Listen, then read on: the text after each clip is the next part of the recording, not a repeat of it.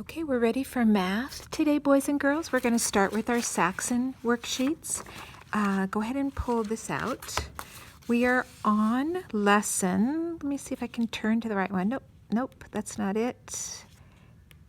It's lesson 12 today, okay? So we're going to start by writing the number 12. And so when you write it, you're going to say it out loud, okay? So say 12. Okay, when you write the 1 and the 2, notice they're right next to each other. 12. Okay, so do it slow enough so you trace it. Okay, so 1, and then the 2 close together is now 12. And then the 1 comes first when you're writing the 12, and the 2 right next to it, and there we have 12 again, okay? So today's number is the number 12. Okay. So it says trace each side of the triangle with a different color crayon for number 2. Here's our triangle. So first I want you to find a red crayon. I'm finding mine. Find your red crayon. And all you have to do is go like that. Trace one side, just like that. Okay. Now find a blue crayon. You're going to trace another side, just like that. And then for the third side, find your yellow crayon and trace it just like that, okay? So it says, how many sides does a triangle have? Well, now it's easy. 1, 2, 3, okay? And you're gonna write your 3 right there, okay? So we know that a triangle has 3 sides. Okay, so then we're gonna go down to number 3.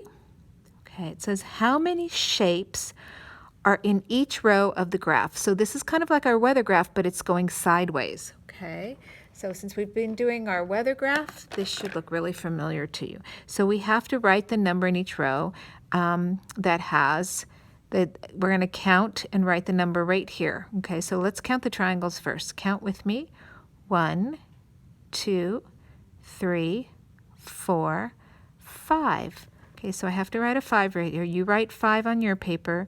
Do your neck, your belly, and give it a hat, okay? Now we're going to move down one row. We're going to do our circles now. I'm going to count with me. 1, 2, 3, 4, 5, 6. Okay, so go back to this line. Remember the 6 is all curves around, okay? And then the last one here. We're going to count the squares. 1, 2, 3. Okay, so we'll write the number 3 right here. Okay, but we have one more thing to do. It says color the row with the most. Okay, so I'm going to pull out a pink crayon. You can pull out any color you want. You have to color the row that has the most. So which one is the highest number? Which one is the most? Not 5, not 3, but 6s. So that means I'm going to color only this one with the circles, okay?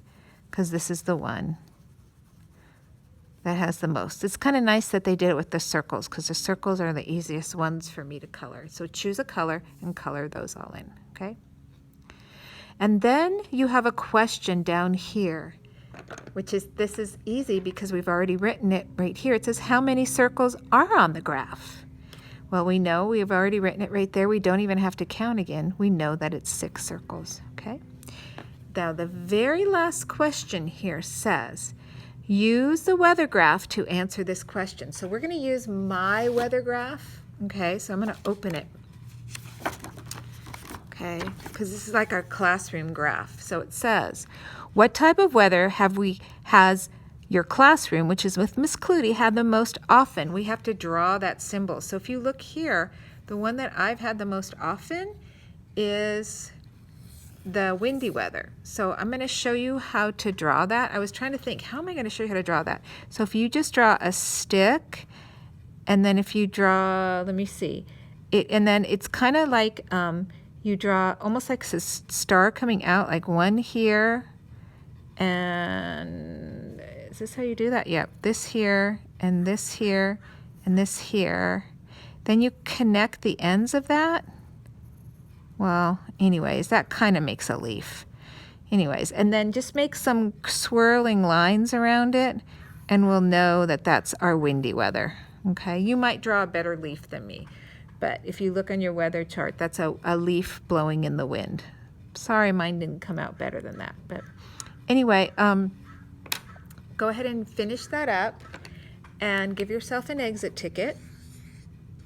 And we're finished with our Saxon math pages. I'm gonna put this away, and we're gonna do our calendar next.